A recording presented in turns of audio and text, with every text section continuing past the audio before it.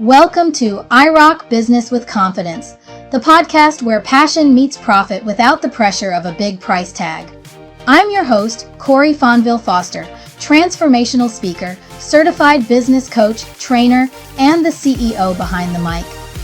In every episode, we dive deep into the heart of entrepreneurship, bringing you stories, strategies, and tips to monetize your passions while maintaining your budget. Whether you're a budding entrepreneur or looking to scale up, this is your go-to resource for affordable sales and marketing strategies. Join us as we interview small business experts from around the globe, sharing their journeys, challenges, and the solutions that propelled them to success. IROC Business with Confidence podcast is here to demystify the process of running a successful business on a budget. Get ready to transform your entrepreneurial dreams into reality, one episode at a time.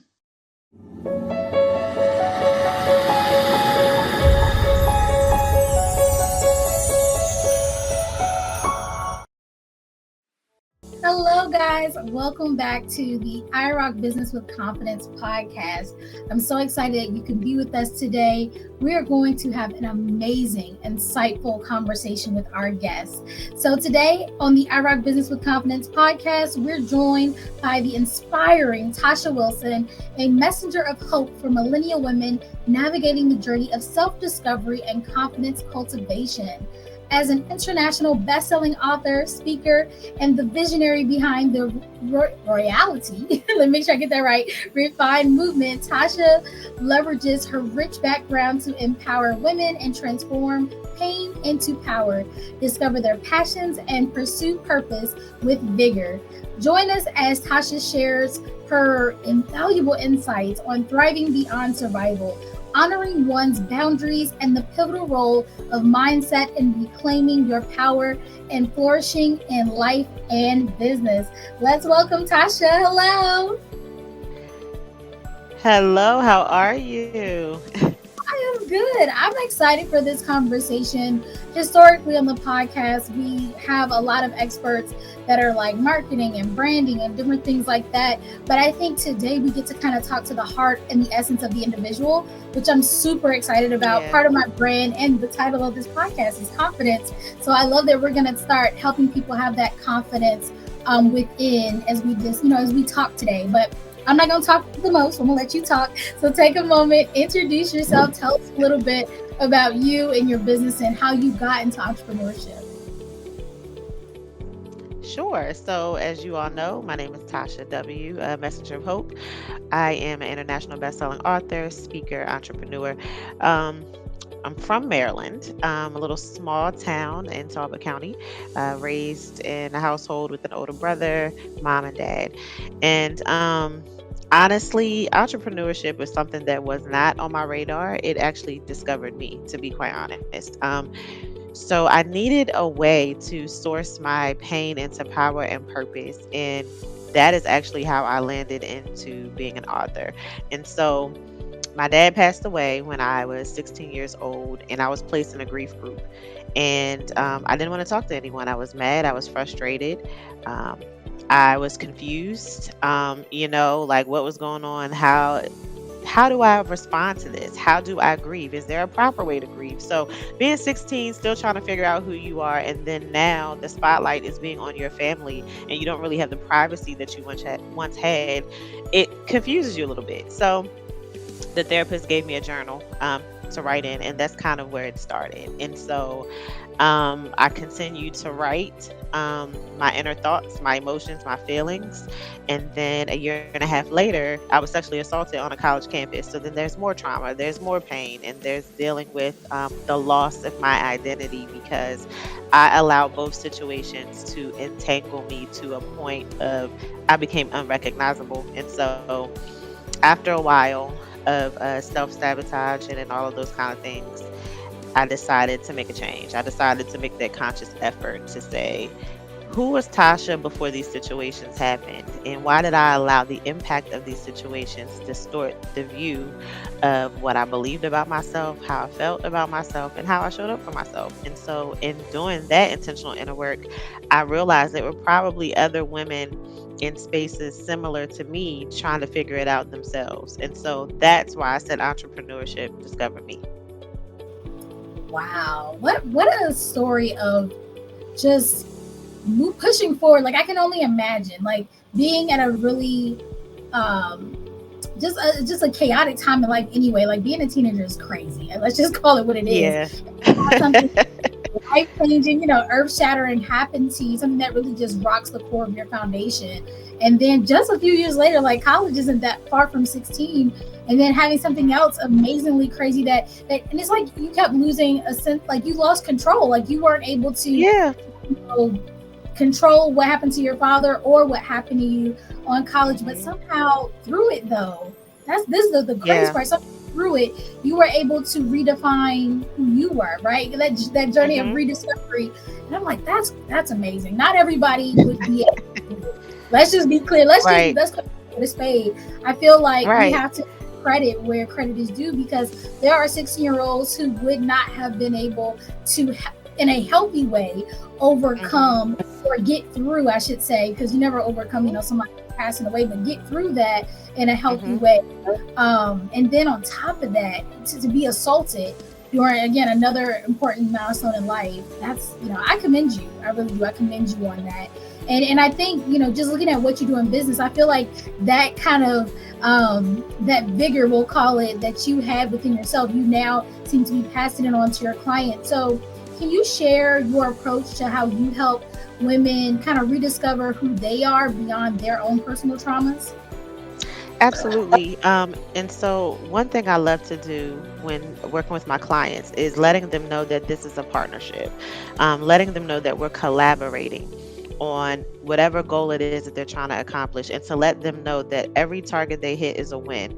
Sometimes, when processing anything, we always try to look at the expected outcome, but we never really look at the steps to get there. And so, I always use my background. I preface, my own experience, so that way, one, the clients can trust me. I think sometimes, when they are taking a chance to work with you, or to do business with you, they want to make sure that you know what you're talking about. And life experiences are much greater than what you can get in a textbook, honestly, with certain things, because it lets you know that whatever plan that you're doing is individualized, it's tailor made to the needs and concerns of the client, versus a textbook may give you a 1, 2, 3 formula.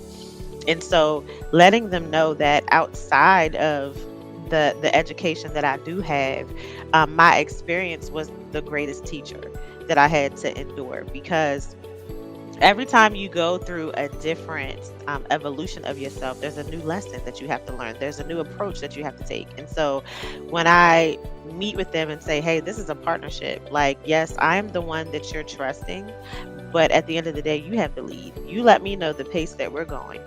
You let me know when it becomes a little too much or becomes intense, or you just need a second, you need to pause, and honoring that. And so the important part of working with my clients, I always emphasize boundaries, right? So when they come in and they say, hey, this is some trauma that I'm dealing with, I don't really know what to do with it, I start with letting them know you acknowledged it. That's a win. We often operate through autopilot and don't realize that we are. So for me, during my experience, I didn't realize how much of survival mode I was functioning in until it got to the point of where I became exhausted of the cycle. And once you get to that level of exhaustion, that's when you know that it's time to do something different. And so when you acknowledge that and you become more aware of that, that's when you can really get the tools that you need. And so I always am very affirmative in my approach with my clients. I start help challenging them to reset their mind of how they view themselves, what they say about themselves, and really encourage them to implement some of the things that we do. I am someone who believes in application. So, not only are we going to discuss what we're doing, but we're going to make sure that they work, that they're beneficial. And if they're not, let's try something else that may work. And so really understanding what it is that you need, how do we get you there, and how do we keep going after we get there. Wow, that sounds like just such a safe environment. I've worked with coaches, I've worked with life coaches, business coaches, therapists, and I feel like one of the main keys to success whenever you're dealing with, you having to being vulnerable as, especially as a woman, is that feeling that this is a safe place. This is a place where I can trust this individual, where I can let down my walls. And I commend you. It sounds like that's exactly the atmosphere and the environment that you have created for your clients.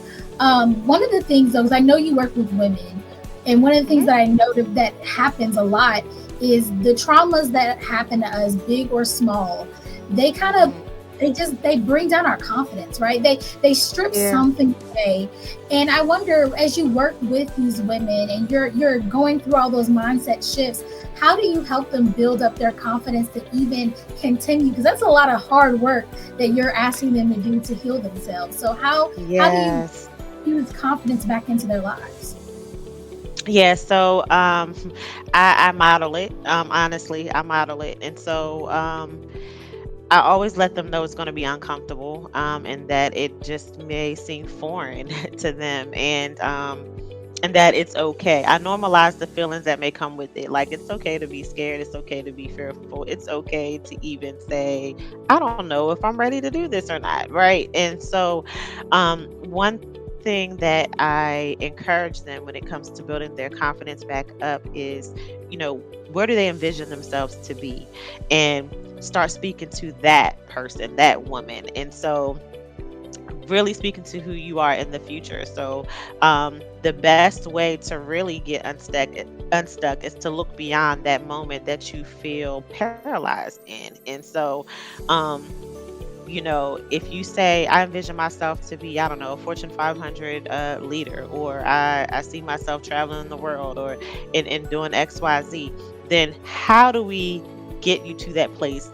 Why did you choose that place? What is it about that place that makes you feel so empowered? And so, really getting them to speak to themselves in the future. And so, um, I have this formula that I call, and it's applicable to a lot of things. So, I'm a person who, I have to give something tangible to make sense to me, so I know that it can help make sense to other people.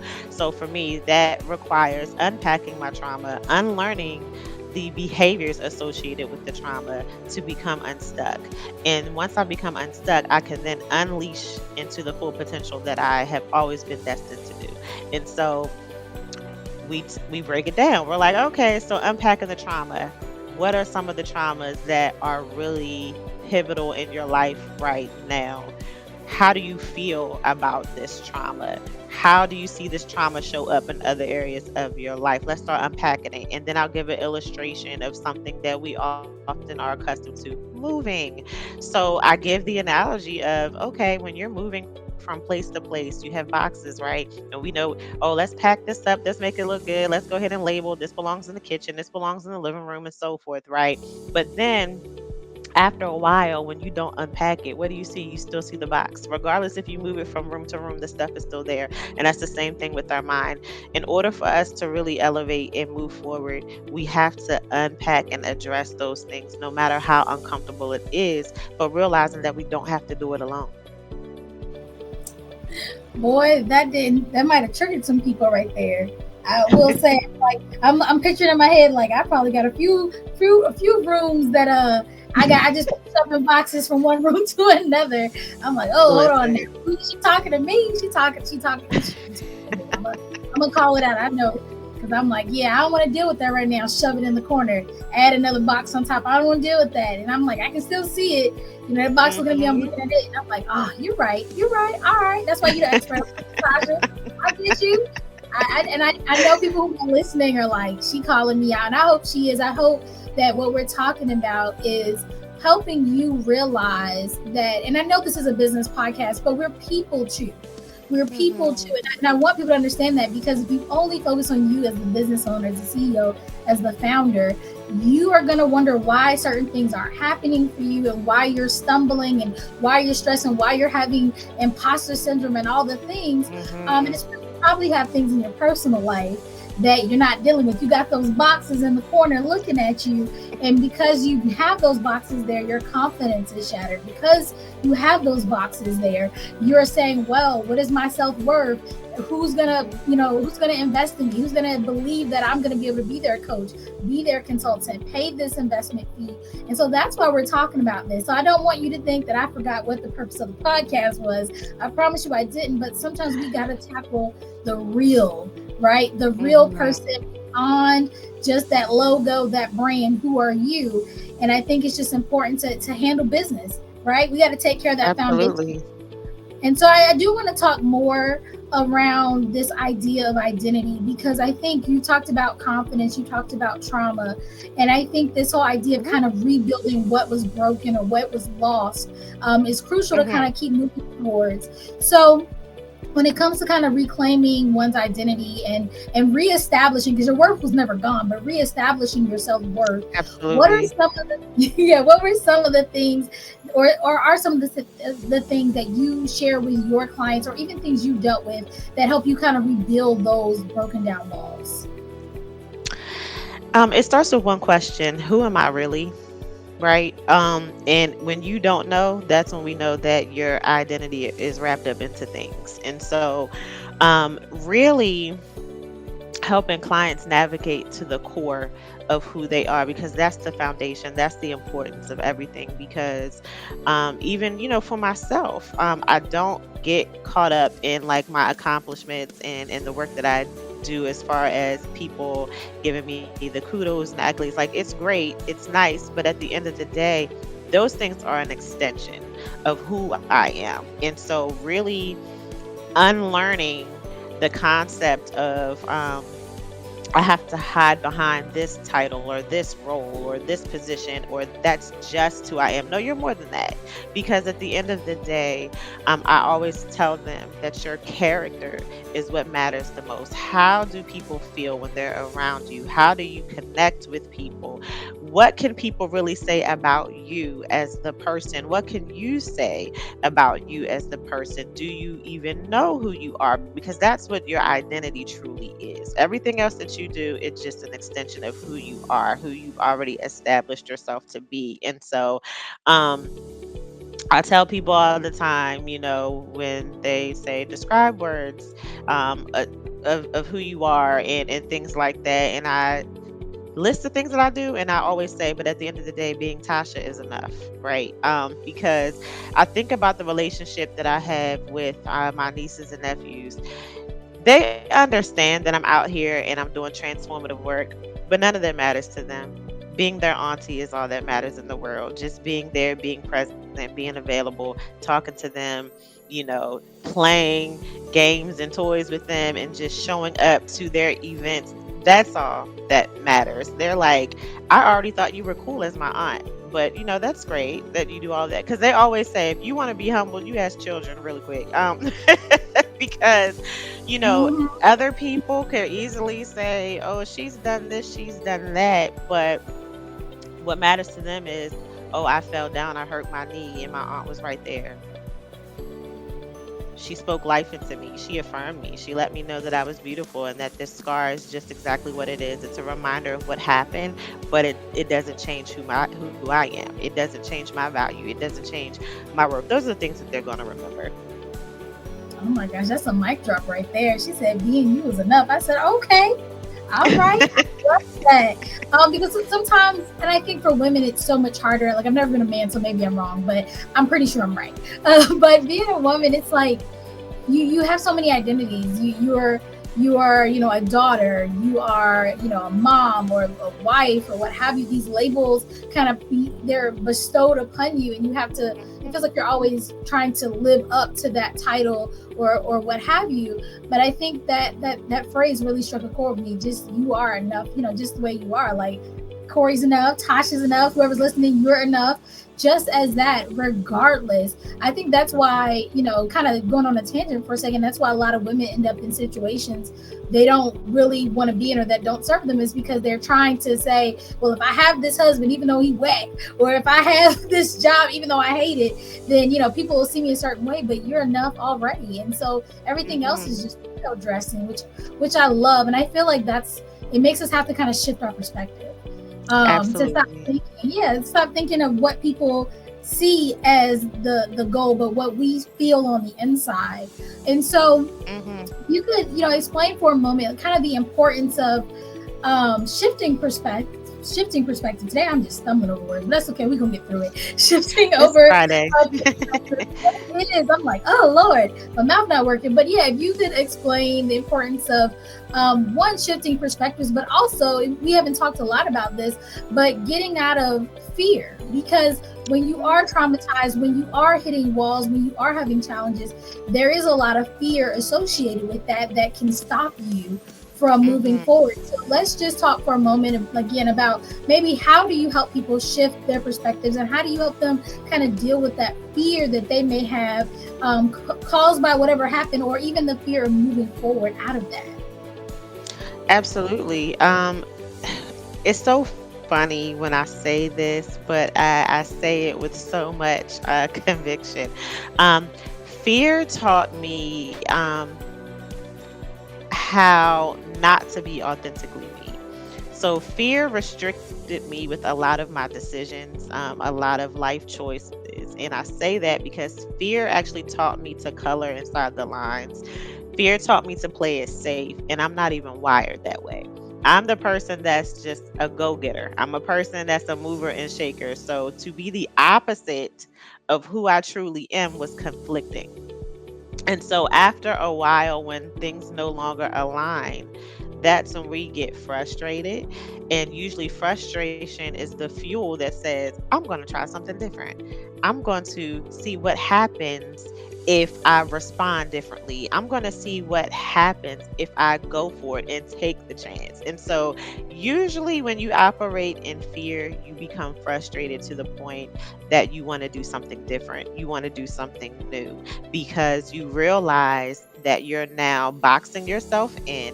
You are no longer having the capacity to do whatever it is that you were doing within that scope of fear. And so, when I thought about creating the royalty refined movement, I was like, people are not going to expect me to do this, but I'm a person that's going to try it anyway. Fear would have said nope because people may not be receptive. People may be like, why is she the one doing it and all that? So fear really teaches you how to forget the critics, whether it's yourself or the other people, because a lot of people have opinions and they don't go anywhere. The opinions just kind of stay there because I'm the person that I can't receive anything that you're saying if you don't have a solution. If you are just using an opinion to critique, then what purpose is it serving? How is it beneficial? And so, even with myself, I had to master that inner critic. I had to get out of my own head and I had to really say, Tasha, how is this serving you so far? How is this being beneficial for you so far? What are the results that you have gotten because you decided to color inside the lines? Do you like the outcome? Not really. So, what would happen if you decided to do something different than what you are accustomed to? Wow. I hope y'all are taking notes, writing things down, because she's giving us bars today. I think it's so great that you're saying, like, out loud the questions that you would ask yourself, because I think sometimes we don't know what to ask. We're sitting here and we're like, okay, I don't like where I'm at. I don't like, how things are in my life, but I don't know how to get unstuck, how to get out of it. And by asking ourselves those questions, we can get real. We can have some real Yeah. conversation and find some real solutions. So thank you for that. I know I love doing podcasts, but I'm always looking at the time like, dang, like we it's just getting good when we Great point. But I do want to ask you because I know, guys. I know that it's a business podcast, but and again, I'm gonna go back to saying we got to handle the foundation today. So I want to ask Tasha while she is here, kind of based on your experiences, what are maybe three pieces of advice you can give? Because we've been talking to women entrepreneurs, guys. If you're listening and you felt moved, great. But today was for the ladies. So based on your experience, what would be maybe top three pieces of advice you would give to women entrepreneurs, especially those who are in the process of kind of redefining themselves, refining their voice, or even possibly coming out of trauma and still trying to be entrepreneurs? Just three little pieces of advice. Okay. The first one is give yourself grace. For some odd reason, we feel like there's a time clock that we have to race against, and it's like per whose standards, right? Knowing that it's your race at your pace, so give yourself grace. Okay, so give yourself grace. Every day is not always going to be a happy day, and that's okay. Second thing is own and honor your boundaries. And the only way that you can ever do that is by really looking at the things that trigger you, right? So when you deal with trauma, it's inevitable that you're going to be triggered. So if you don't like how people utilize a certain tone with you, or how they approach you, it's okay to advocate for yourself and own and honor your boundaries, because oftentimes people try to make us feel bad when we have boundaries. And I just want to clear the air that boundaries are not barriers. I think when you shut people out intentionally and you just say, I don't need anyone, that's a barrier. A boundary is finding a healthier way to have dialogue with people and to invite them into your space. So, boundary is not a cuss word, okay? And then the final piece is never stop learning. You will never get to a point where you fully arrive or think that you know it all, because the greatest leaders are those who are continuous learners. Always look to see how you can elevate yourself, enhance your business, whatever idea that you have. Make sure that you are finding the right partnerships, going into the right rooms, looking up the proper resources. And the only way that you can do that is to just start. Do your research. See if there's something else similar to what you're trying to do. Ask questions with these people. How did you get started? How did you come up with your business name? And do the homework that's needed to start whatever idea that you do have. Well, that's some great advice. Hope you guys were taking notes. Y'all know I'm gonna say it out loud. Take them notes and actually implement those things. If you heard things today that have moved you, I'm glad that you feel the warm and fuzzies, but I want you to start doing the work. If you know that you still see them boxes in the corner, go ahead and start decluttering. If you know you need to deal with some fears, some mindset shifts, go ahead and start taking care of that. If you need to give yourself grace, I'm again, I'm gonna call myself out. I know that stuff that I need to work on as well. None of us is above that. And I love that you said to continue learning, because that is one of the biggest keys, in my opinion, to any type of success, personal or business wise. Now, I know you guys enjoyed Tasha. I enjoyed her too. Do not let this be the last time you hear her voice. Guys, definitely check out her website. It's on the screen and in the show notes. She is also live and well on Instagram and on Facebook. And I know you noticed, look, I stumbled over all my little words today, but she's so eloquent, and she's not just a gifted speaker, but she's also a gifted writer. And so I do want to give her some time to share with us about her latest book, Shatterproof. So tell us a little bit about that and how we can get our hands on it. Yes, so Shatterproof, again, all of my books come from either something I'm either currently experiencing or something that I just kind of got out of, right? And so Shatterproof really talks about dismantling the myths of relationship status, really embracing and cultivating introspection, really understanding and recognizing what you truly want and not what society is telling you what you should have and want. And so the way I started off this book, without giving too much information, is that, when people are in like support groups, whether it's like an AA group or an NA group, and they'd be like, hi, my name is, kind of introduce themselves. That's how I did the start of the book, because people in it like just kind of place you in this singles anonymous group, right? But then they place you in that group because they think it's something wrong with you. They don't look at it as a form of empowerment.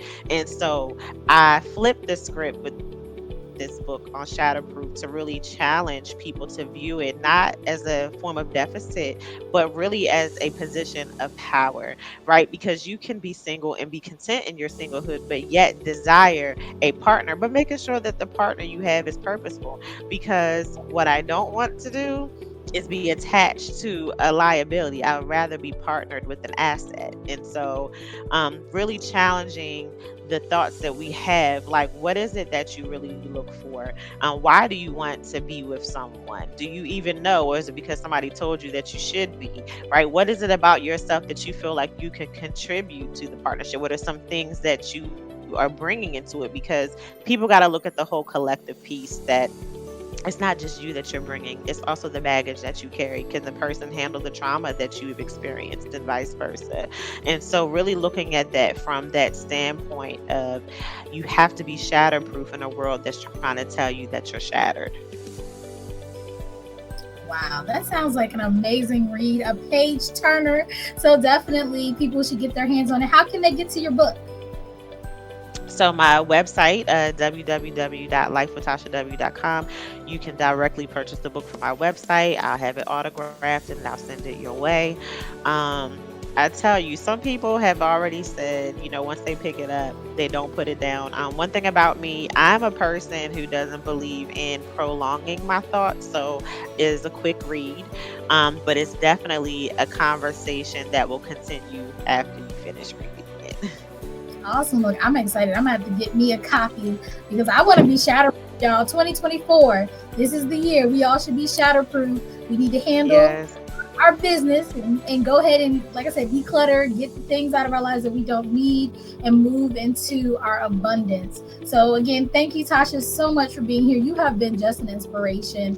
I just like listening to you speak because you just drop gems constantly. This definitely won't be the last time we have you on. But guys, again, make sure you connect with her. Her information will be in the show notes, and it will be wherever you're watching, listening. It will be available there. And go get Shatterproof. I want to hear your feedback. Make sure you let Tasha know what you think of her book. And she also has some other additional things on our website, so check it out there as well. But guys, this has been another amazing episode. I hope you enjoyed it and got lots of great information and ideas from it. And of course, some implementation tasks to go ahead and take care of. Remember, we drop a new episode every single week. So until next time, guys, remember, I rock, you rock, we all rock. Talk to you soon. A wrap on another episode of IROC Business with Confidence podcast. Thank you so much for tuning in and joining our journey into the world of entrepreneurship. If today's episode inspired you or just gave you the tools to tackle your next business challenge, we'd love your support. Please like, share, follow, subscribe, and rate us with a glowing 5 stars. And don't forget to leave us a review. Are you an entrepreneur with a unique perspective, expertise, or actionable strategies that our audience can implement today to advance their entrepreneurial journey? We're always on the lookout for guests who are ready to share their stories and insights. If that's you, please reach out to us. Remember, entrepreneurship isn't just about the destination, it's about the journey. And here at IROC Business with Confidence, we're here to journey with you. Until next time, keep rocking your business with confidence. We can't wait to see where your entrepreneurship journey takes you next.